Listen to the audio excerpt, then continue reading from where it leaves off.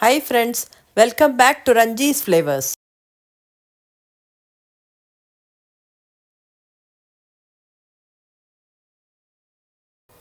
Friends, நம்ம தினந்தோறும் உள்ள நம்ம ஹெல்த் மெயின்டைன் பண்ணுறதுக்கு இந்த சட்னி வெரைட்டி ரொம்ப நல்லாயிருக்கும். இது நெல்லிக்காய் சட்னி. இதை ஆந்திரா ஸ்டைலில் காரசாரமாக இந்த சட்னியை செஞ்சு காமிக்க போகிறேன். Let us start now. இப்போ மார்க்கெட்டில் நிறைய நெல்லிக்காய் நம்மளுக்கு கிடைக்கிறது. இந்த சீசன் ஆரம்பித்தாச்சு. ஸோ இப்போ நான் ஒரு 300 கிராம் நெல்லிக்காய் வாங்கியிருக்கேன். அது நான் இப்போ சட்னி செய்ய போகிறோம். இதை செய்யறதுக்கு முன்னாடி நம்ம நல்லா அதை வாஷ் பண்ணி தொடச்சி எடுத்து அதுக்கப்புறம் தான் செய்ய ஆரம்பிக்கணும், காஞ்சதுக்கப்புறம். இப்போ அந்த லைனாக இருக்கிற இடத்துல நான் அந்த கத்தியால் அதை கீறி விட்டுக்கிறேன். ஸோ தட் நம்மளுக்கு அதை எடுக்கிறதுக்கு ஈஸியாக இருக்கும். இந்த மாதிரி எடுக்கலாம். எடுத்து அதை சின்ன சின்ன துண்டமாக நான் இப்போ கட் பண்ணி வச்சுக்க போகிறேன். சீடை நம்ம தனியாக கொட்டையை எடுத்து தனியாக எடுத்து வச்சுனுடலாம். ஸோ இந்த மாதிரி நம்ம ஒவ்வொன்றா இதை எடுக்கணும். இதை ஆவியில் வச்சு சட்னி செய்கிறத விட பச்சையாக செஞ்சாக்க ரொம்ப நாள் வரும். இது ஹெல்த் பெனிஃபிட்ஸ் ரொம்ப நிறையா இருக்குது. டெய்லி சாதத்தோட இந்த மாதிரி ரொட்டி சாப்பிடும்போது அதோடு சேர்த்து சாப்பிட்டாக்கா சட்னி வெரைட்டி ரொம்ப நல்லது. நம்மளுக்கு டெய்லி நம்ம நெல்லிக்காய் சேர்த்தா ரொம்ப நல்லது. இப்போ எல்லா நெல்லிக்காயும் கொட்டையை எடுத்துவிட்டு நான் இந்த மாதிரி கட் பண்ணி எடுத்து வச்சுருக்கேன். இந்த கொட்டையை நம்ம ரசம் வைக்கும்போது கூட நம்ம இந்த தண்ணியை இதில் யூஸ் பண்ணிக்கலாம் வேக வச்சு. இப்போ ஒரு கடாய் எடுத்திருக்கேன். அதில் ஒரு 4-5 டீஸ்பூன் எண்ணெய் விட்டுருக்கேன். அதில் 1 டீஸ்பூன் கடுகு, 1/2 டீஸ்பூன் வெந்தயம் அதுவும் நான் சேர்த்துக்கிறேன். அண்ட் பெருங்காயம் ஒரு 1/2 டீஸ்பூன், கட்டி பெருங்காயம் நான் யூஸ் பண்ணுறேன். ஸோ இதை நல்லா வறுத்ததுக்கப்புறம் ஒரு 6 வர மிளகா அதுவும் போட்டிருக்கேன். ஒரு 6-7 பச்சை மிளகா அதுவும் சேர்த்துருக்கேன். ஸோ இப்போ எல்லாத்தையும் இதை நல்லா வறுத்துக்கணும். இதுக்கப்புறம் நம்ம நறுக்கி வச்ச இந்த நெல்லிக்காயை போட்டு நம்ம வதக்க போகிறோம். வதக்கினதுக்கப்புறம் தான் நம்ம அதை சட்னி செய்யணும்.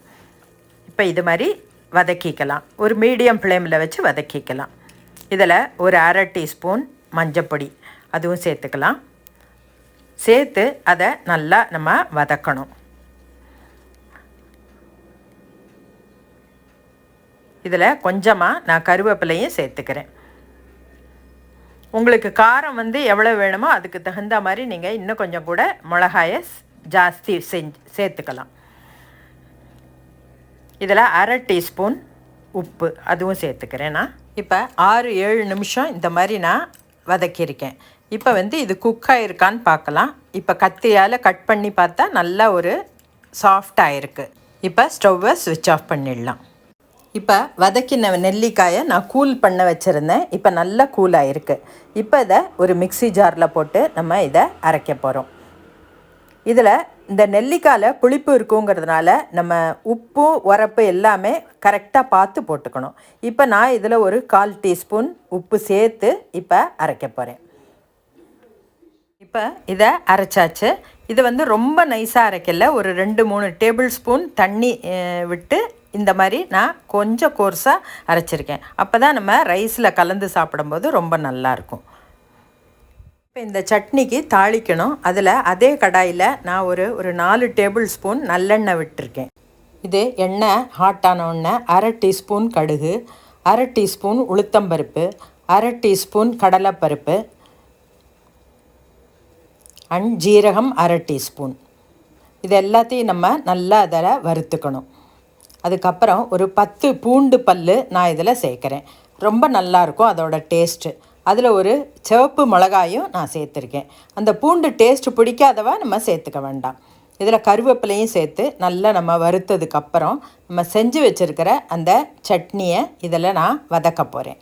இப்போ அதை இதில் போட்டுக்கலாம். நம்ம இந்த சட்னி செய்யறதுக்கு முன்னாடி அந்த நெல்லிக்காயை வதக்கினா கூட திருப்பியும் இந்த தாளிப்போடு சேர்த்து நம்ம நல்லா சுருளை வதக்கினாக்க அது கெட்டு போகாமல் இருக்கும். ரொம்ப நல்லாயிருக்கும்.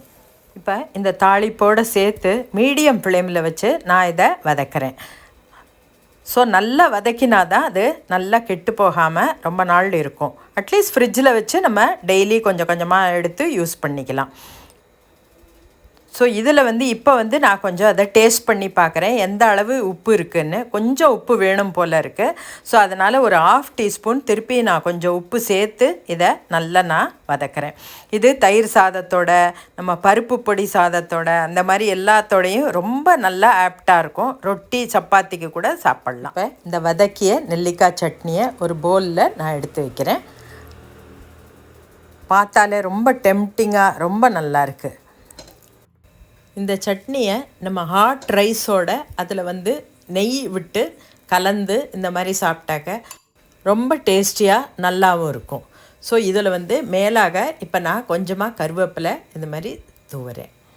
இந்த டேஸ்டியான ஆந்திரா ஸ்டைலில் உள்ள ஸ்பைசி நெல்லிக்காய் சட்னி இதை வந்து உங்கள் எல்லாருக்கும் ரொம்ப பிடிச்சிருக்குன்னு நினைக்கிறேன். இதை கட்டாயம் நீங்கள் ட்ரை பண்ணிவிட்டு உங்கள் ஃபீட்பேக்கை எனக்கு எழுதி அனுப்புங்க.